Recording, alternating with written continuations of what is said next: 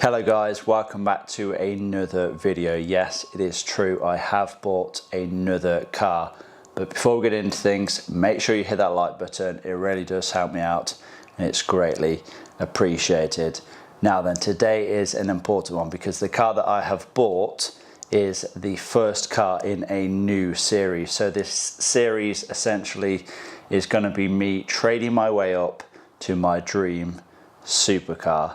Now without further ado, let's get outside and let's see what I bought. Say hello to my new BMW E46 Touring 320d. So then, for those of you that did guess correct, well done to you. This is a 2005, like I said, BMW E46 320d. So this is the facelift model, and to be honest, for the age of this car, I think it still looks pretty well today. And if you're wondering just how much I paid for this car, £500. Yes, I paid £500 for an entire BMW E46 Touring, and I think that was an absolute bargain. Now you may be wondering, what's the catch? What's wrong with this? Because surely this can't be a fully running and driving car for £500, especially in 2022. So actually, this is a fully running and driving car. And believe it or not, this has a full MOT as well. So this was MOT'd, I believe, April or May of this year. So it has the best part of 8 or 9 months left on it. So yeah, this car is road legal right now.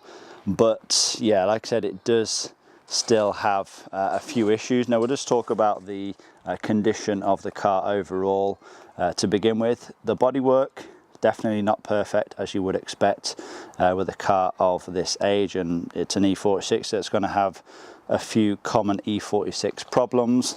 So first and foremost, let's talk about rust. So there is slight rust on the rear arches. Now when I say slight rust, I mean very, very slight rust. Tiny little bit of surface rust on the inside of the arches, which I'm definitely going to take care of. You know, it's nothing structural. This hasn't had any filler in or anything like that, so yeah, not too concerned about it. It's pretty much the same story on the other side as well. Yeah, it's still all solid, like I said. I think the previous owner actually touched up a little bit of the surface rust as well.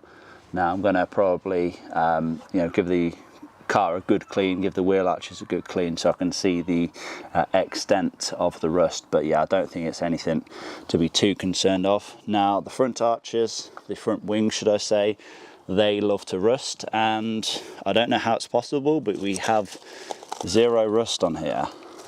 Now I don't know if these have been replaced or if it has just been kept in a rust-free environment, but yeah, these usually rust out, you know, pretty bad. You know, bearing in mind I've had one of these E46 Tourings before. I had a 2002 car like just a couple of years ago, and that, you know, completely had rusted out the front wings. But we are all pretty much good with this car. Now then, aside from rust, we do have the usual splatter of stone chips across the front end, but again, that's nothing that you wouldn't expect from a car of this age. But to be honest, overall this car is in very good condition, I would say. I mean, I haven't even cleaned the car yet and it looks pretty damn clean for me. I think you would probably agree. Let's take a quick look inside the car, and the first thing you're going to notice is that we have cloth interior, no leather interior today, but I actually think that's a good thing. So with this being a cloth interior, it has held up very, very well. If you had a leather interior, you'd probably expect a lot of wear on the bolster, but yeah, virtually no wear on this driver's side bolster, and virtually no wear throughout the seats at all. Very, very good condition. And just sitting in this car as well, I actually think the cloth seats are probably a little bit more comfortable to sit in as well. But the general condition of the interior is pretty good. You know, dashboard, center console, all pretty good condition. A few scuffs at the back here, but again, nothing that you wouldn't expect. Armrest works fine. Yeah, again, minimal wear in there. The only thing that you would say lets down the interior is the steering wheel. Quite a bit of wear along the top edge there, and the gear knob as well. You'll probably notice that this is an M Sport steering wheel and an M Sport gear knob. So somebody has obviously swapped them over at some point, because this is an SE car, so it shouldn't have had this from factory. But yeah, I think they do look quite nice, and we could possibly bring them to a bit better condition, but I don't think they're ever going to be perfect again. Again, just a quick look in the back. May notice something there down on the floor. No, not the screwdriver or the toffee wrapper, but this is an EGR valve blank. So it's obviously off the car, so the original EGR has been put back onto the car. But back here, I don't know if I've ever actually seen this in an E46, we have two 12-volt outlets, which I thought was pretty cool to see. And obviously the standard ashtray cubby hole there. Yeah, rear seats, rear bench in very good condition, as I said. This pulls down as an armrest. Nice little storage compartment there as well. All standard BMW 3 Series stuff. I'll have a quick look in the boot as well.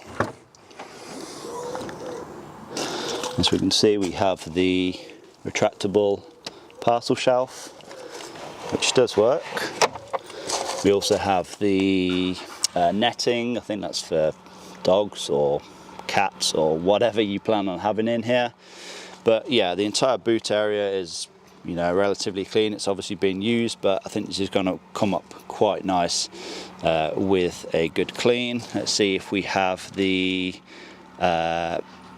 toolkit and the emergency triangle and the first aid kit. So I need to remember how we access that. Then we lift this up. So we have a few trim pieces here. This is just like a cover for the spare wheel well, and then we have like some interior trim pieces from the car, because they have been swapped over for a carbon fibre set. You probably saw those. And under here, I believe we do have a full spare wheel. Yeah, I'm not going to lift this up because it is bolted down, but I can see a spare wheel in there. I think we have to push this in to pop this out. I think this should reveal the battery. Yeah, it's definitely a battery. And this side, let's see what we have going on here. Push that in. And oh, we have a jack. We have a jack, we have a towing guy, and I think that's about it. Yeah, not too much else going on in here. Oh no, I'm wrong. We have the wheel chock as well. But yeah, as a whole, I think the boot is relatively complete. One thing I notice is this micro switch for the split window. That doesn't do anything, so oh, it's actually came away there. It's a common E46 problem, so may have to tend to that at some point. Let's have a quick look underneath the car at what sort of condition we're looking at. Pretty good, to be honest. Looks pretty clean. Exhaust is, yeah, no rust on that. The spare wheel well, very, very good. The number one thing you want to check for on an E46 is the battery tray. That is all intact. Very, very good condition, that. Oh, the brakes as well, I'm pretty sure they have all been replaced, you know, so new discs, new pads all round, and I believe new parking brake shoe assemblies as well. I think there's a couple of receipts that would indicate that all that work has been done. But let's move on to the main issue with the car. So what I'll do is we'll get inside, we'll start it up, and then we'll talk a little bit about why this car was so cheap. Let's pop the bonnet first. Key in. Let's start it up. As you can see, it starts up instantly, no issues starting the thing, and also no warnings on the dash. Now then, looking into the engine bay, you can see it looks very clean in here. Usually this is just completely splattered with oil, coolant, whatever else. Maybe, you know, a couple of the engine covers themselves are missing, but yeah, very clean and presentable in here, which is what I like. It's usually a sign that whoever has owned this car previously has looked after it. But as you can probably hear as well,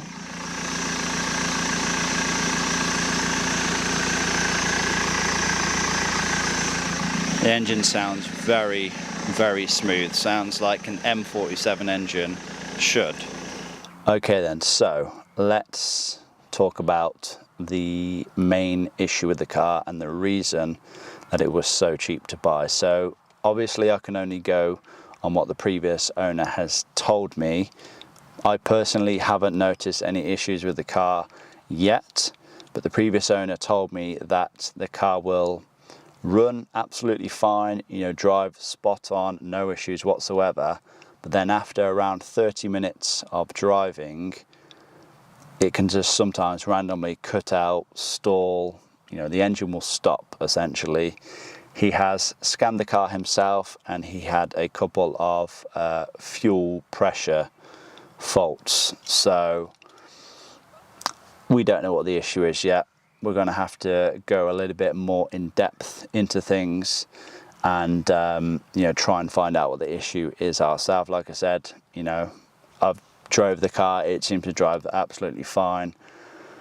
Could this be a real fuel pressure fault, or could it be an electrical issue? I am kind of leaning a bit more to an electrical issue, but I guess we'll just have to wait and see. I think I will do a full video really going into depth with things. We'll get ISTA hooked up, we'll see what the fault codes actually say, and then I think we'll go from there. But yeah, I am going to wrap this video up anyway. Hopefully you all have enjoyed it. Hopefully you are excited to see this car on the channel. I am going to try and get it fixed up as quick as possible, and then we will decide which route we want to take with it. But I am wanting to have a pretty fast turnaround with this car, with the entire series as a whole. I don't want to hold on to cars too long. I have, you know, like I've said before, I already have 3 project cars on the go, so I don't want to make this a long-term thing. I want to get it fixed and moved on as quick as possible. Now, I think this is going to be a very good car for someone. You know, you could use this as a daily driver, you could use it as a work vehicle, and you're just going to know that it's going to be a very reliable car, obviously, once I have fixed the issue. But yeah, anyway, like I said, guys, I'm going to wrap this video up. Hopefully you all have enjoyed it. Please give it a like, leave a comment down below, subscribe if you have not already done so, and I'll see you all in the next one. Peace.